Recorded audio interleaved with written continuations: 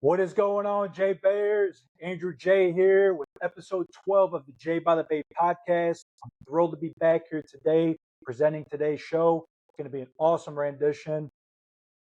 We'll be touching on the Hall of Fame game last week. We'll also be touching on a little bit of the Akron offensive coordinator situation, the whole lottery with that. But exciting show. Happy to be here as always. Remember, football news, football conversations, football year round. But as always, with me on Monday, my brother. What is going on, Blair? Not much. Everybody, if I don't know if you guys know, we got 5 Sundays left. 5 Sundays left All right, man. until it kicks off. I can't wait. I'm so excited. Watching the preseason game got me even more excited. I didn't think that was going to be possible. So excited to talk about it all today with you guys. Okay, we're getting close, dude. I can't believe that. I can't believe it. 5 Sundays and then 4 Saturdays for college Yep. football. I can't believe So, it. Like it is gone by so fast. So fast. man, we're here. I said on the last show, on last Thursday show, I'm like, it's like a kid on Christmas, man. Yeah. It literally is like that. Yeah. But yeah. With that being said, let's get into it. Hall of Fame game last Thursday. Arizona Cardinals, Carolina Panthers, 33-30. Obviously it's not about the score, it's about how the players perform. You got these guys, playing for a roster spot. I thought this was one of the better Hall of Fame games that I've seen in a couple of years. I don't know, Blair. How'd you think, man? So for me, we brought it up talking like what we were going to talk about some episodes coming up. We brought up the Hall of Fame game was coming. Like I went into the game, it just, okay, I'm going to watch the game. Had no idea I was going to come out of that game being like you said, one of the better Hall of Fame game. And I'll go as far as preseason games that I've watched where I was like, It was I back and was on the forth. edge of my seat, like, holy crap. And I know it's twos versus twos, but man, if you're a fan of the Cardinals or you're a fan of the Carolina Panthers, you got some exciting players that are on that team. You got exciting stuff to talk about with those two teams. I was That's what I said. very impressed. I'd go to the kitchen to like get something. I'd come back. I'd be like, oh crap, it's back on. I'm like, holy crap. I'm like, I can't miss this. Texted It really you. was that type of game. I texted you at halftime. I'm like, hey, I just started all over again. I'm watching the first half again. And then that way I could skip all the commercials for the second half. And I just wanted to, like you, see all the plays that I missed. I was driving home a little bit, was running late. I was at the gym. So I was listening to it on the car. Even in the car ride, I'm like, oh my gosh, I got to get home. I got to hurry up and get home because I'm missing some stuff. And man, it was, if other preseason games are going to be like that are going to be televised, and if we have season games, man, like it's going to be very competitive. I like that both teams took it as a competitive game. I didn't get a feeling from either team that they were kind of going light. They wanted to see what they had, but they were also competing, it felt like, for a W. Each team wanted to come out with a W on this one. Well, yeah. Dave Canales, Panthers coach. He obviously went for the two instead of kicking the field goal and sending it to, or he went for the 2-point 2-point conversion instead of sending it to overtime. But a lot of these guys. Well, like, I'll say this. Obviously, Carson Beck. We're going to be talking about him. This is a guy. At this point, I wouldn't even be shocked if he's the week one starting quarterback of the Cardinals this season. He looked poised. He looked comfortable. He had tight spin on the ball. Just the mental awareness that he had in that game. Even he took off, picked up the first down on a third down play. It just, yeah. I'm a guy that wasn't incredibly high on him. I thought he was worthy of. I thought he was worthy of where he got picked in the draft. Like, I thought he was like about a third rounder, possibly early fourth rounder. But yeah, I liked what I was seeing from him. So I know it's Jacoby Brissett's job to lose, but Carson Beck, he's at least a backup, week one. For me, when I looked at it, I was really impressed. I think it was the second drive or third drive, whatever drive when they finally scored. They were backed up in their own end zone. normally teams at that point, you're running the ball to get out of the end zone, flip field position, and ice in his veins. Quarterback has all the belief in him, calls a play action, and Carson Beck is in his own end zone, does a pump fake to get a 40-yard throw down field. That right there, I was impressed with. I was like, who has the ice in their veins to sit in their own end zone, pump fake, and still see downfield like I got a guy wide open. And that pump That's fake what is what got that guy wide open. that's I what I'm saying. was, That comfortability. He was so yeah. comfortable in that pocket. You don't see that In from rookies. no. And coming out of college, again, I was like, Carson Beck's played all these years with Georgia. He was a huge prospect with Georgia. Then he goes to Miami. I didn't know what you were really going to get, coming into the NFL. I was like, he might have a decent season. He's going to, probably learn behind Jacoby Brissett. But I mean, you said it best. You have Jacoby Brissett on a 1-year rental. And if you're the Cardinals, I mean, you have this young offense with Marvin Harrison Jr. You got Jeremiah Love. And I'll say I was also impressed with the offensive line for the Cardinals. Like they had a completely balanced feel to them, gave Beck plenty of time in the pocket. So if that's how he looks with the twos, why not give him a shot with the ones? And I'm guessing they're probably going to give him a chance with some of the other preseason games. Maybe in uh, practice he gets more repetition with them. But if I'm the coach of the Cardinals and it's my first year, I mean, I don't know why you don't take a chance. What's the worst that's going to happen from playing Carson Beck? You find out that he's not your guy, and you go get a quarterback in a loaded draft class with quarterbacks this year. Oh, absolutely. I mean, There's no loss to it. but yeah, Beck. I mean, 15 for 19, 188 yards, one TD pass. But I'm glad you brought up about the offensive line because yeah, Chase Besantis, he was their early second round pick guard. Another one of those versatile linemen. I've never seen a draft where there's so many versatile offensive linemen. But yeah, had a slower, first drive, but good second level blocking, game progression. He got better as the game, got along. Yeah. His footwork was so light, so he's actually on the second team right now. But he's another guy, just like Carson Beck, that I could see him being pivoted up to the first team from Yeah. week one. So that's what I'm saying. Arizona has a lot to be excited about. I mean, this offense. So Yeah. I mean, you already had Jeremiah Love. You got Marvin Harrison Jr. You got Trey McBride, possibly Carson Beck. Now, I mean, that's why I was saying, Thursday's episode. These Arizona Cardinal fans have a lot to be excited about. Yeah. All they got to do is find a quarterback. Maybe Carson Beck is that quarterback. Yeah. And then if you found also an offensive lineman in this draft too, I mean, look out. I mean, this it's not even out of the question to say this could be a top 10 offensive line this year. No. I'm sorry, offense this year. And it's not like Carson Beck wasn't, I don't know if I would say elite level QB, but very good QB. I mean, he had huge games with Georgia, played in multiple games, including against Ohio State, played in multiple games where they needed him to step up, and he did.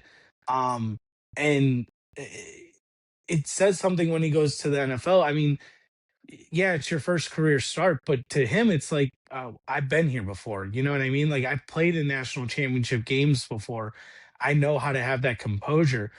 And I think that says a lot for a rookie quarterback. For him, especially with the age that he has, he knows how to come in and lead a team coming from another situation.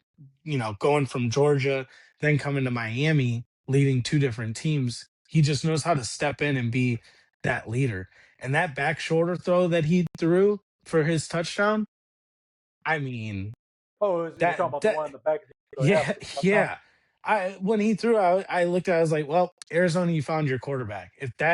If you don't watch that and go, that's a starting quarterback right there, I don't know what you saw then, because it was perfect. He put it only where his wide receiver could get it.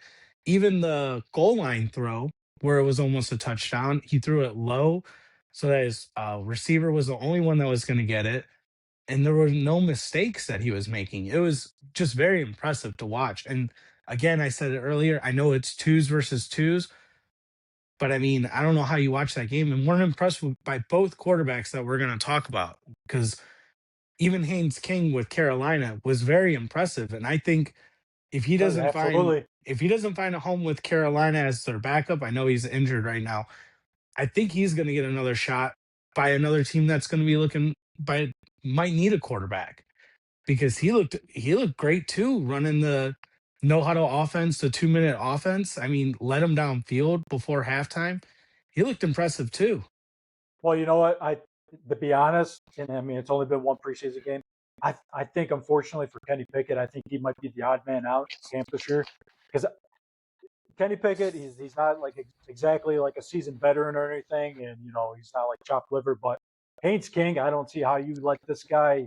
I don't, you put him on the practice squad, you risk him getting signed away by another team. Yeah. If he plays like how he played in this preseason game, the Hall of Fame game, for the rest of the preseason, there's without a doubt, I think you have to make him the backup of Bryce Young. I mean, the ball had zip on it. A lot of people Yep. know him for being able to use his legs. He showed toughness. He was just mentally sound. I know he got smacked on the one play, got right back up, Yeah. came back the next play, threw a first down. But yeah, I mean, 21 for 34, 180 yards, 2 touchdowns, 3 carries, 39 yards, had the game-winning touchdown. Yeah. I mean, he showed all of that. He put it on display. But I mean, I don't think anybody was surprised that he looked that good. But yeah, I mean, it's both quarterbacks. They really put on a show. I mean, they kept that game going, back and forth, just straight shootout. They literally continued their shootout from college, where they played against each other, Georgia versus Georgia Tech. And I mean, I was watching and I was like, geez, like, I wonder if these guys were in the locker room and each of them told their coaches, like, hey, just let you know, like, we played against each other and I'm gonna take it to them. And like the coaches were almost like, you know what? It's preseason, go out there and get the W for you. And like told their guys, like, hey guys, we're playing this like this is an all-out game, because we got, two guys that are like going at it. It just felt like a boxing match where it was like Carson Beck's hit you hard with this, and then Haynes King is coming back right before halftime. The bell's about to ring, and he's just throwing these haymakers, and you're just like, "What are we, this is preseason, guys? This isn't season one. This is not week one. This is not week two. This is That's preseason." But it was so exciting to watch. It So was. exciting to watch. No, it was. I mean, yeah, you're obviously referring back to the 2024 game between Georgia and Yes. Georgia Tech. Yes. Yeah, 8 overtimes. Yeah. And it's like and it wasn't just them doing things. I mean, the running back for the Arizona Cardinals looked phenomenal. And you said Damn in one of night. your and you said in one of your earlier episodes you were solo, where you picked Jeremiah Love as your offensive rookie of the year. I listened to that episode and I was like, I don't think it's gonna be him. I just didn't trust Arizona's offense. I didn't trust the first year play calling and new head coach that they had.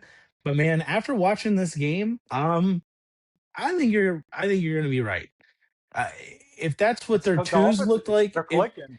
if that's what their twos looked like running the ball, I mean, look out for anyone that's playing Arizona this year, because they look like they're like this early on. They look like they're in sync. They look like they're all on the same page offensively, and the scheme that they're working on there, it's going to be tough. And especially when you have Jeremiah Love running the ball, and they still have James Conner, like you said, it's gonna be a fun year for Arizona fans. I It feel is. I like. mean, Bam Knight, who is, he was the one. He had 12 carries, 60 yards. He might end up being the odd man out. He's not even. Yeah, he's not even in that running back room technically. He's like the 5th man on the totem pole there. But yeah, I mean, it's there. Like I said, that Arizona offense, they just have so much to be excited about. You got this Jalen Brooks, who was Carson Beck's guy in that. Catches at 35 and 49 yards. I mean, he's got a great first move. He just solid route running. He looks like he's been there before. And Yeah. that they're just yeah. I mean, honestly, this Cardinals offensive line, or this whole Cardinals offense just looks awesome. And it says something to me, I think, also when you have your number one guys on the sideline for both teams. Anytime they showed their guys on the sideline and they were number ones, Bryce Young or Jacoby Brissett, Marvin That Harrison, any of the guys, They were Had the all headsets on. they all had headsets. They were all smiling. They were all into the game too. So I think that for both teams, it I know someone has to have a loss. I don't think it's a loss for either team. I think you go away from that preseason game if you're Carolina and you're like, we got something here. We got something here. And we know that if Bryce Young goes down, we got a guy that can come in with Haynes King. We know that. And same with Arizona. Arizona, I think it says a lot when you have your number ones on the sideline with headsets getting excited about this game. You could see it that each team was very excited. Big plays happening, each sideline going crazy for the other guys. So I think if you're Arizona, it's going to be a huge victory for you. And same with Carolina. No one basically took a loss in this. Everyone's coming away from it. You're finding guys that you got. And I mean, like we said, like one of the most exciting preseason games where there's so many things coming after it that it's going to be really exciting for both franchises to see what's going to happen here. No, I mean, you hit the nail right on the head. Yeah, it just, I had a couple of guys I just, made a list of, or just, notes about. I mean, we talked about obviously Beck, Haynes King, the two quarterbacks, Bam Knight, AJ Dillon. I don't know if everybody remembers. AJ Dillon was the guy with the Packers. The Packers chose him over Aaron Jones, but then he kind of had the injuries, ended up in Philadelphia. Now he's a guy that's, looking for a roster spot. Only had 3 carries, 18 yards, had a touchdown, but he averaged 6 yards per carry. So, he was hitting the hole hard, Yeah. making nothing out of something. I mean, he looked agile. I mean, we're talking about the Cardinals offense. Look at Carolina's Jimmy Horn Jr. Yeah. Jimmy Horn Jr. Was a 6 rounder, but he ended up with 3 catches for 32 yards. He's a guy that I expect him. Even Carolina had a couple injuries with the receivers this camp. I expect him to have a decent amount of reps. They're going to find time on the field for him, regardless of Yeah. any type of injuries. So expect to hear his name, being called a lot this season, with Carolina's offense. And food for thought here.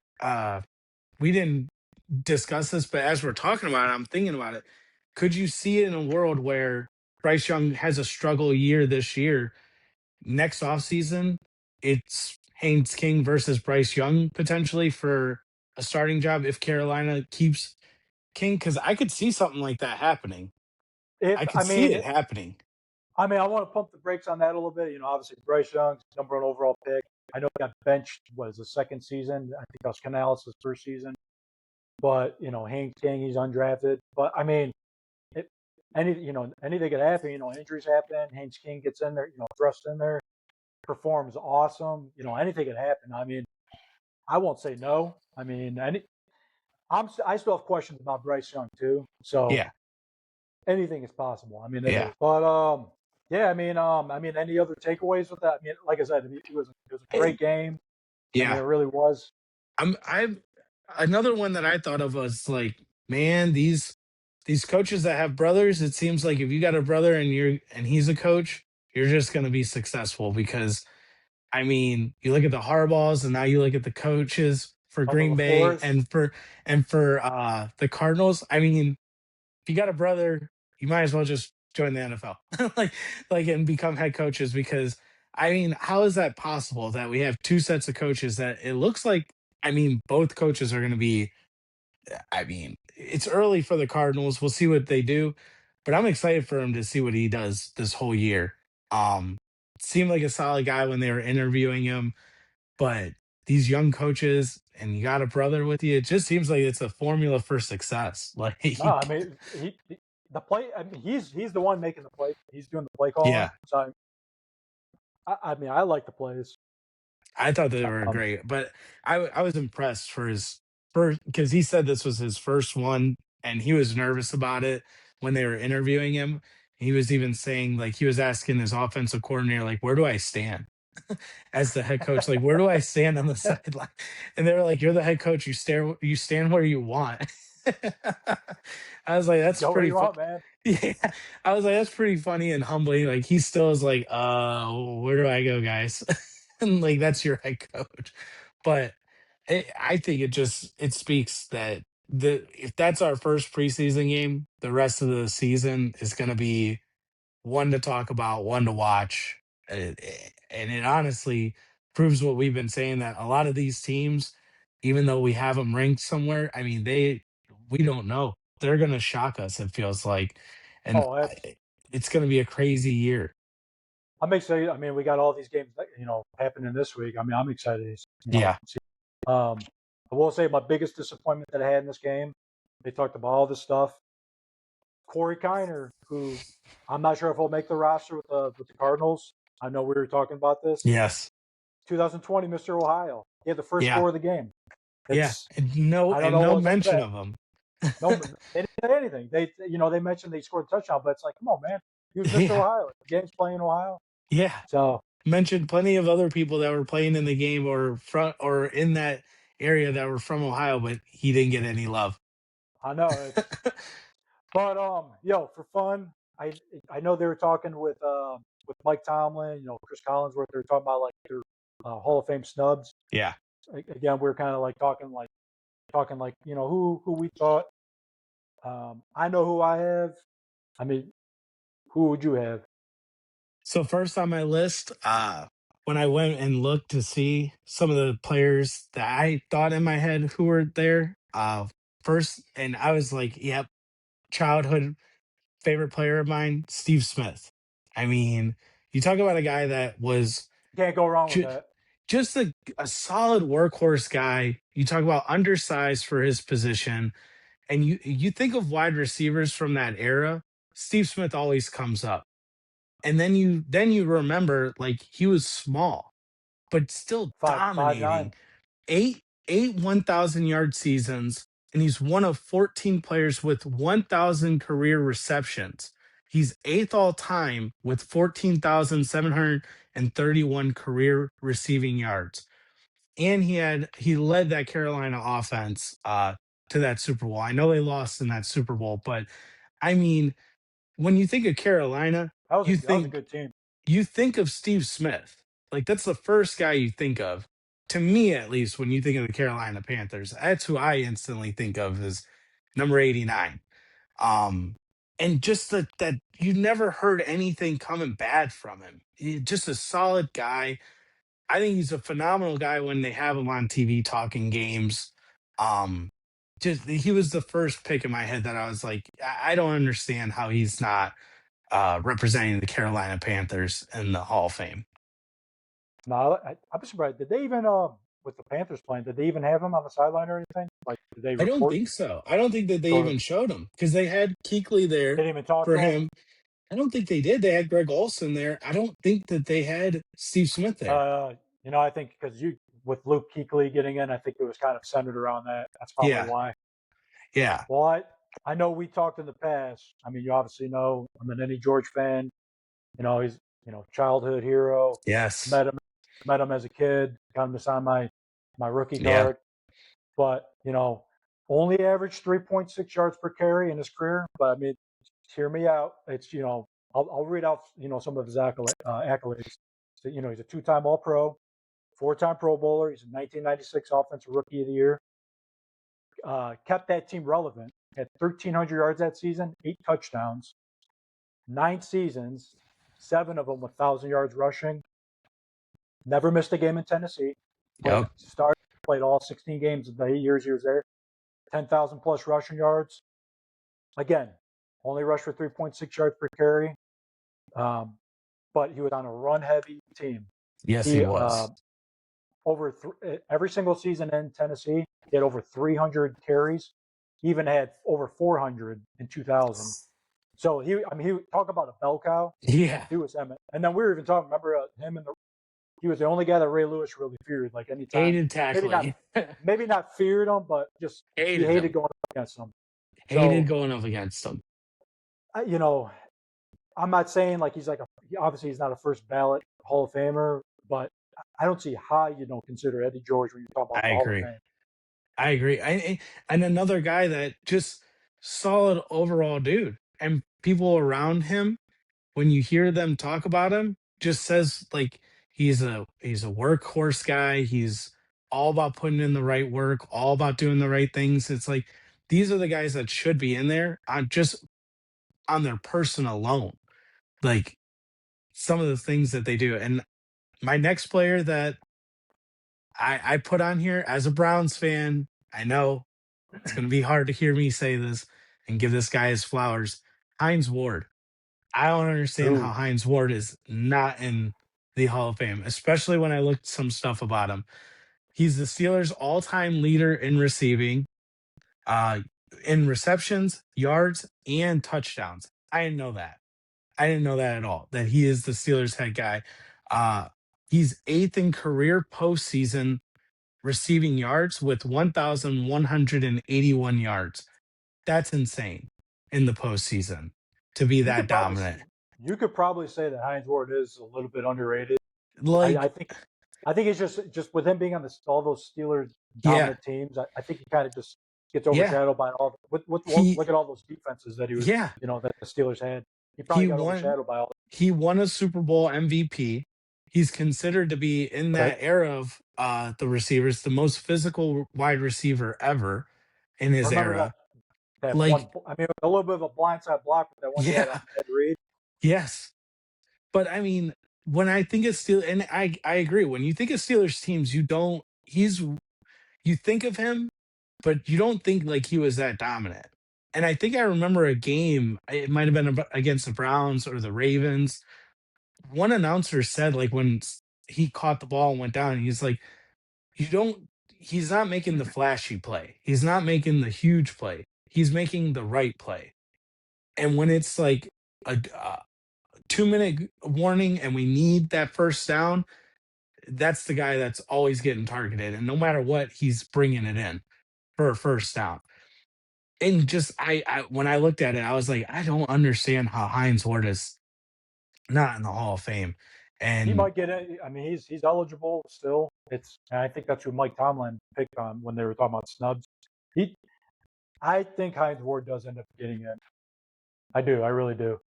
I hope so. And even as a Browns fan, like, I hate talking about the Steelers in a It's positive way, it's tough because but I mean, yeah, he was one of those guys that every I time mean, he would do something, he had that big smile on his face. oh yeah, You just wanted to like punch he him. was every single one of those teams. Whenever I watched him with the Browns, I was like, I can't stand you. Like, I want to wipe that smile off your face so bad.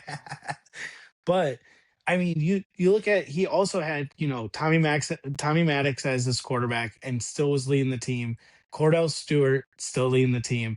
Ben Roethlisberger still leading the team. I mean, the guy was just like he was there for each of those quarterbacks.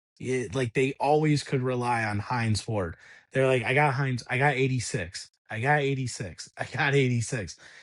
And in the postseason, when you need him the most, he's producing the most for you. Well, So he did everything. He yeah. could, well, he could because he was technically when he first got into the game, he was a quarterback. Played with Georgia. Played at Georgia. Did a lot of played receiver, but he was also they had him in quarterback plays where he was designed to be throwing it. But arguably when he played was arguably the best blocking receiver. Yep. A lot of people don't pay attention to that. Yeah. I'm one of those guys. I look at every single position. Mhm. You go back and watch tape. It's nobody did it better than him. I agree. I But really agree. keep it in the AFC North. I was also going to say Corey Dillon. So Corey Dillon, feel bad for him, but played with the Cincinnati Bengals. He did win a Super Bowl once he eventually went to New England. But so what was it? 8 seasons in Cincinnati. I could be wrong with that. Never made the playoffs. So he was a 4-time Pro Bowler. 7,000 yard rushing seasons. 11,000 plus rushing yards, averaged 4.3 yards per carry. Even though he had no playoff appearances, I mean, he kept Cincinnati football fun. I mean, Oh yeah, he back did. then when they had nothing going on. This is before But they even had Chad Johnson on that team too.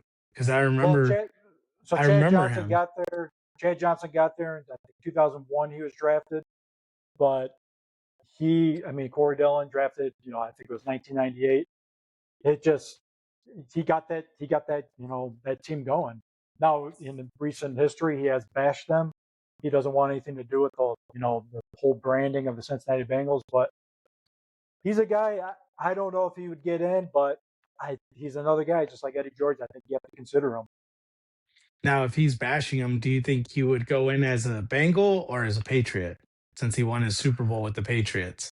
That's a good question. I mean, he only played like 3 seasons with the Patriots. I think that might end up being now. Keep in mind in the NFL you don't have to go on with the team. Okay. But I kind of look at that stuff too though, because I know there's certain commercials like Randy Moss. Yeah. There's a commercial where you think of Randy Moss as a Viking, but commercial he's wearing a Patriots jersey. Yeah. Tony Gonzalez played Yep. he played 15 seasons. He only played 5 in Atlanta. He played all of it pretty much in Kansas City. Other than that, he's wearing a Falcons jersey. Junior Seau as well, right? With the Chargers. I think he would identify probably as a Charger. Okay. God rest his soul. But yeah, I think Corey Dillon would probably go in as a Patriot though, with all this bashing. I do. And I'll for my last pick that for Snubs, I'll keep it in the AFC North as well, and I'm going to keep it for Cleveland. Give him some love. You said that you believe you think he's now going to be ineligible, which I feel so bad for his family, and that's Clay Matthews. I mean, you talk about a guy on defense, linebacker that was a part of those teams in Cleveland lore and history that the defense was the identity of the team, and he was the guy. I asked family about him. I asked family about him, like, hey, like I think I'm going to talk about him on my podcast. What do you guys say? And they all said the same thing. Oh, you want to talk about defensive player? That was the guy. That was the guy that a lot of people were watching. Helped lead Cleveland to win 5 AFC Central titles, 69 and a half career sacks, 27 forced fumbles, and 14 fumble recoveries. I mean, he led the NFL in tackles 4 different times in his years playing, and I know one of those times he didn't even get to the Pro Bowl when he was leading the NFL in tackles. So you talk about a guy, and I know his family has come out. The Browns gave him a spot in the Ring of Honor, well deserved. But I know his family has always been, since he's been stubbed the first couple of times, they've been the ones coming out and saying they need more push from fans to get the support going to get him in. And another guy I don't understand how he's not in the Hall of Fame just for what he did. I mean, he had an amazing career in the NFL, and his son is great too. We were talking about Junior Seau. If you, and it was a while since I put them up against each other, but if you put Clay Matthews' stats up against Junior Seau's, and same thing, they had long careers. Matthews, I'm not always a stat guy, but Hall of Fame is, about accolades. If you put their stats up against each other, Matthews had better stats than Seau. And that's not to take anything away from Junior Seau. No. I mean, facts are facts. Yeah. With the NFL Hall of Fame, and we were even talking about the MLB Hall of Fame. It's just hard. It's hard sometimes. I know they have a hard job picking these players to get in, but there's just some people that are left off these lists that aren't in, and you just go, how? Like, what did you guys vote against that other people are like, that deserves to get in, and then another player gets in? It sucks. And I know that they pick a certain amount of people to get to the vote, but man, sometimes I'm like, I don't understand. I don't understand your guys' way of going around it, of picking who gets in, who doesn't get in. Oh, and I think bias does kind of come into the factor. I think people, they let their emotions get too much into it. I mean, that's just the way it is. I mean, yeah, politics get involved. So a third guy. So if you went with the third guy, I was going to say to give some of the big guys some love, I went with Reuben Brown. So Reuben Brown, Buffalo Bills, Chicago Bears, 4-time second team All Pro, 9-time Pro Bowler, blocked for 7 1,000-yard rushers. Made it to the Super Bowl with the Bears in 2006. Unfortunately they lost that one. But yeah, this is a guy. I mean, 9 Pro Bowls. That's tough to do as a lineman. Just making any type of All Pro. I know they're second teams, but any type of All Pro that's quite an accomplishment. Yeah. And just blocking for 1,000-yard rushers in the NFL. Yeah. That's an incredible feat. But so yeah, I'd go with Reuben Brown with my pick. But all right, man. I did want to talk about a little bit. So being Northeast Ohio, did you see that whole lottery or whatever you want to call it, the Akron offensive coordinator of the game thing? I didn't see it at first, and then you sent it to me, and I text you back. I think I was like, that has to be fake. There's no way. And you're like, that is not fake. It looks fake. But all season ticket holders are entered into a raffle or like some type of lottery. First of all, I want to know how many season ticket holders are there for Akron football? Well, he was so Joe Moorhead, which this has to be his last. So Joe Moorhead, if nobody knows Joe Moorhead, he was a head coach at Mississippi State. He was an offense coordinator at Penn State. He was an offense coordinator at Oregon. Now he's a head coach at Akron. I don't know how he ended up there, but he was on the Pat McAfee show, and it sounds like I think they bought some season tickets. Oh my gosh! So actually, I think this is actually to help ticket sales. This is actually in return helping the university. It kind of makes it laughable, though. Kind of makes it like a joke. And it sucks because we were talking last episode that I was on that like I want my MAC football to get some love. I want the MAC to start coming up, and I mean, like you said, it makes it a joke because let's say an average guy wins this, and it's not like Pat McAfee or anyone from his show or anyone that's really paying attention or has done any sort of coaching. Now he's going to be the one in the headset calling this like Madden play that like the players got to know for the drive. It's like, holy crap. I mean, it's going to be the first opening. Watch. You know what I could see happening too? So it's only the opening drive. I watched the first play just be like a pick six, and then that's it. It's a strip sack for a touchdown the other way.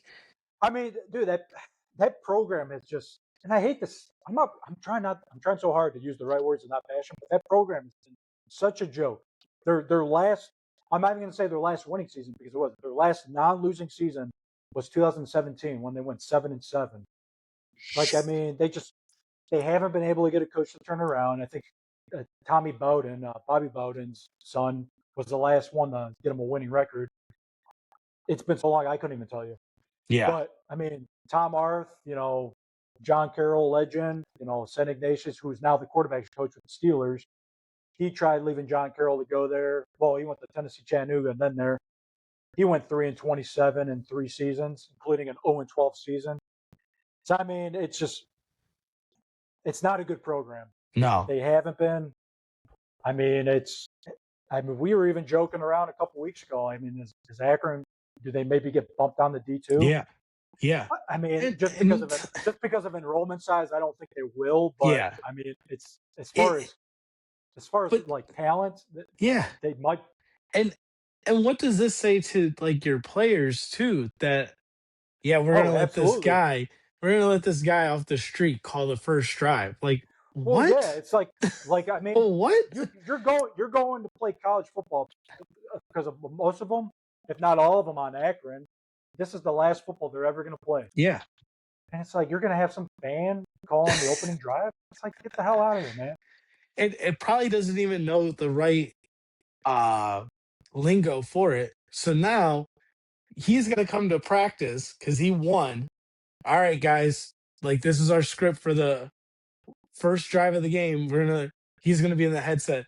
Like, what is he going to say? Like, he's going to just call it straight off Madden or college football. And they're going to be like, what? Like, I gotta know now what he's telling me, and Like then we're gonna come here back. comes Like, here comes Nigel, some 5 foot, 120 pound soaking wet nerd.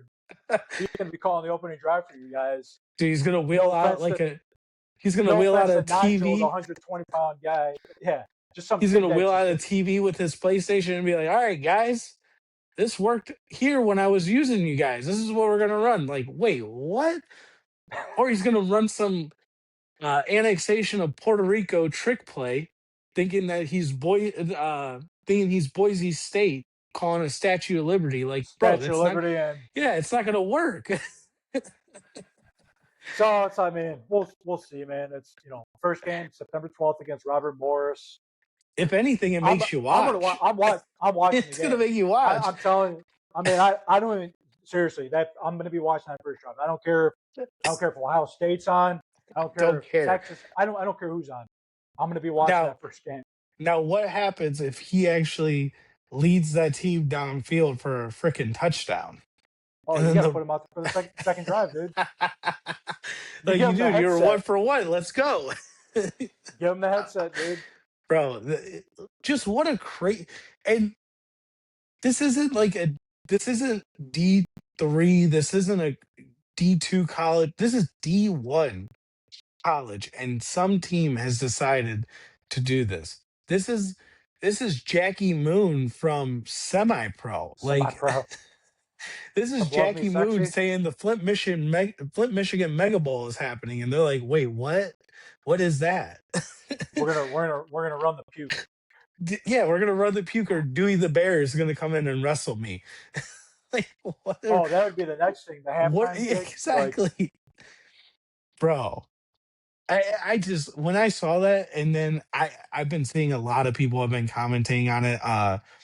The coach from Last Chance U has been commenting on it, making videos about it, and everybody's saying what we're saying. Like, this is a smear on your program. This is a smear on it's the I'm surprised that the university even didn't step in and say, no, this is not happening. This is not no, because happening. I truly think that the university is all for it because well, look at all the publicity. Yeah, There's no such thing as bad publicity. that's true. Even if this thing fails, yes, Joe Moorhead looks like an idiot, but look at he's on the Pat McAfee show. Yeah, They would have never talked about Akron for the next that's true. or 5 years or ever. So I mean, look at this. I mean, I could see this. I mean, I don't know if they'd necessarily sell out the game, but I guarantee this will probably be the biggest attendance they've had in probably 10 seasons just because of this whole thing. Do you think that this goes well? Like, in by going well, I would say, like, not a pick six, or someone, God forbid, gets injured after this play happens. Do you think that they try this again later in the year? I hope not because that's just going to be it ruins the integrity of the game. It makes it laughable. It's just making a mockery of the whole thing. I It's mean, like, it just, it blows. Oh, man, I feel for that staff that has to deal with this, because, like, well, yeah, you didn't sign up for this. how do you take this, and then how do you just get the team to be like, all right, this is one drive, this happens, wipe it away from your head, and now let's continue? Because that team has to feel it on the sideline, like, and maybe it fuels their fire, because they're like, you know what, everybody's disrespecting us because of this thing happening. We're gonna show them, like, but it just, I I don't, mean, I don't look, understand it. look, I can tell you. I mean, as a collegiate athlete, and I'll make this clear. I played Division III ball. I was never, I barely saw the field. I was strictly a special teams grunt. Being, being said that, I would be furious about this whole thing. I'd be like I'm not like I don't want to play with this. Like some fan. I mean, yeah, he's a season ticket holder, but like what are we doing? I didn't sign up for this. Hey, This is like, the last time I can play football, and like this is what you're and doing. You're and doing it. like, you're playing on Akron, so you already know. And that's no disrespect to anybody on the Akron team, any team that they're not doing well. Like you said, you're playing for the love of the game at this point, and Akron is the spot that's like, hey, you get to continue playing for the love. I just can't believe that a guy would be like, yeah, we're gonna do this and expect his players after to maintain that respect. Cause like you said, you'd just be there like, what are we doing here? Like this is what I'm giving my time to. This is what I'm giving my love for is a fan to come here and call a drive. It's wild. It is, man. I mean, it really is. Well, I mean, like I said, I mean, September 12th against Robert Morris. I'll definitely be watching that first drive. I'm not saying I'm going to watch the whole game, but I'll That definitely tune game in that first. has to that game has to now be televised because of this all too. It's got to be televised. I would Again, say. it's bumping up Yeah. the rates. It's making that publicity for Shoot, the Zips. I might have to go watch the game live. I mean, it's a hop, skip, and a jump for me on 77. I might I'm not have saying I'm to. flying up for it, but I might pay have for to. my plane ticket. Pay for my plane ticket, and I'll be there with you. I'll film it and send it to you. Like, dude, this is the first drive. But all right, everybody, that'll do it for episode 12. Thank you so much for tuning in. As always, please hit that subscribe button. Again, we're on Apple Podcasts, Spotify, YouTube. Also, follow us on Instagram at J by the Bay. Got all the graphics, all extensive content out there. It's all season long. But again, at J by the Bay on Instagram. Seriously, hit that subscribe button. We love you guys. The J by the Bay faithful. We do this for you guys. Seriously, wouldn't be here without you guys, and I can't thank you enough. Blair, before we part ways with you, man, you got anything to say? Yeah, as always, man, I just always want to give huge thanks to you, brother, putting this all together every week, taking the time out of your day to edit it, get it Of all course, together. I mean, I've had a blast these 12 episodes. It's been so much fun. I always look forward to it on Monday. Sunday night, I'm always like, oh man, Monday's here. Like it's never wake up and you're like, oh, I got a case of the Mondays. If you've seen Office Space, you know that reference. It's a case of waking up on Monday being like, hell yeah, we're gonna do a podcast with my brother. So always huge thanks to you, man, for doing it. I love it. Um, miss you back up here in Ohio. Can't wait for you to come back and we'll hit up some games, maybe go catch a high school football game too or something. Um, thank you again, like you said, to all the supporters out there, friends, family that you guys listen every week and you tell me about, hey, we really like this or we didn't like this so much. And they're always gonna just get better with time, man. And I love doing it every week. So thank you guys. it's been a pleasure, man. I love having you on. Absolutely. Seriously, I'm thrilled when you said that you would do this every Monday, make that commitment.